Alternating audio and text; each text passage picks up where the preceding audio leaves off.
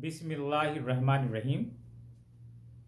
میرے چینل دی scholars out لک میں خوش آمدید، جہاں آپ کو مختلف موضوعات پر جدید، بصیرت افروز اور گہری تجزیاتی گفتگو ملے گی۔ ویڈیو ضرور دیکھیں اور نئے ایڈیشن کے لیے لائک، شیئر اینڈ سبسکرائب کرنا نہ بھولیں۔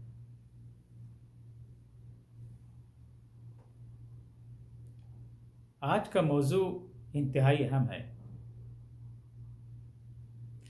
کیا انسان آفاق میں خدا کے وجود کی طاقتور نشانیاں دریافت کر سکتا ہے؟ جواب بالکل۔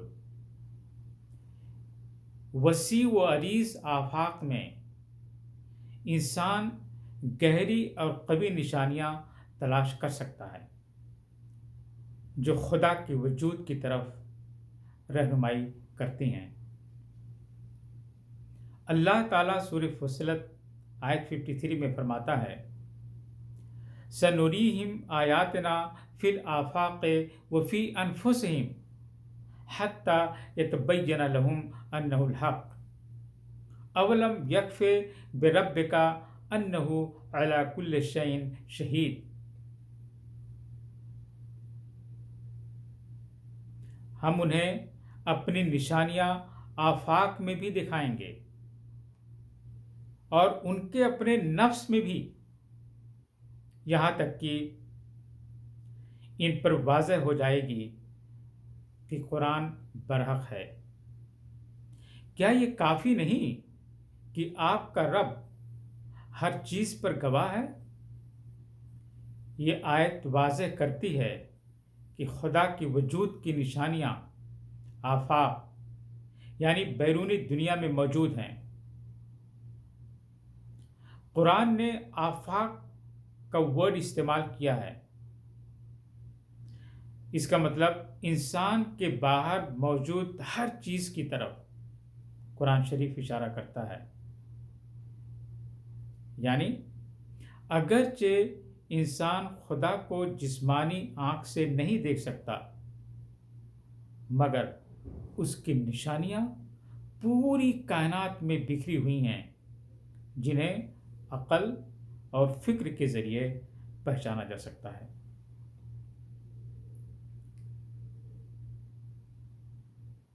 قرآن میں آفاق کے معنی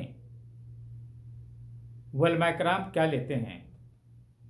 کلاسیکی علماء کے مطابق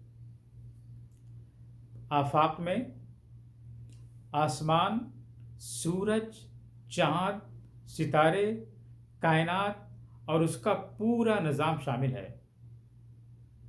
امام طبری اور امام رازی کے مطابق آفاق ہر وہ چیز ہے جو انسان کے اوپر یا اس کے گرد موجود ہے۔ یعنی کائنات کے تمام قوانین، سورج اور چاند کی گردش اور کائناتی توازن سب اس میں شامل ہیں۔ قرآن کی نظر میں کائناتی توازن کیا ہے؟ اللہ فرماتا ہے سورہ رحمان میں آیت 7، وَالسَّمَاءَ رَفَعَهَا وَوَضَعَ الْمِيزَانَ، اور آسمان کو اس نے بلند کیا اور توازن قائم کیا۔ اس کا مطلب کیا ہوا؟ کائنات ایک دقیق توازن پر قائم ہے۔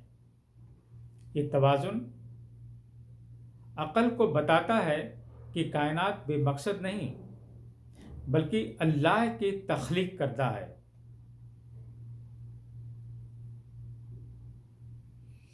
سورہ القمر آیت نمبر 49 میں اللہ تعالیٰ فرماتے ہیں، اِنَّ كُلَّ شَيْءٍ خَلَقْنَاهُ بِقَدْرٍ، بے شک ہم نے ہر چیز کو ایک اندازے کے ساتھ پیدا کیا ہے۔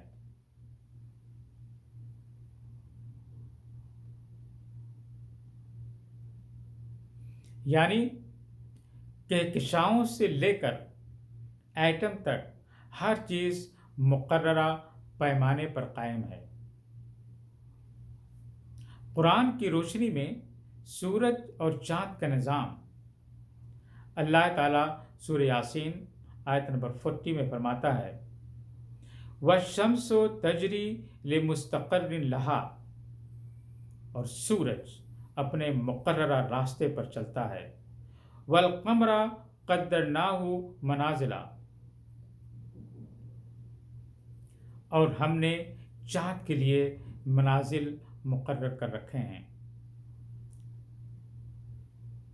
लशम्सु यंबग़ी लहा अन तुदरिकल क़मरा व कुल्लु फ़ी फ़ल्किन यसबहून।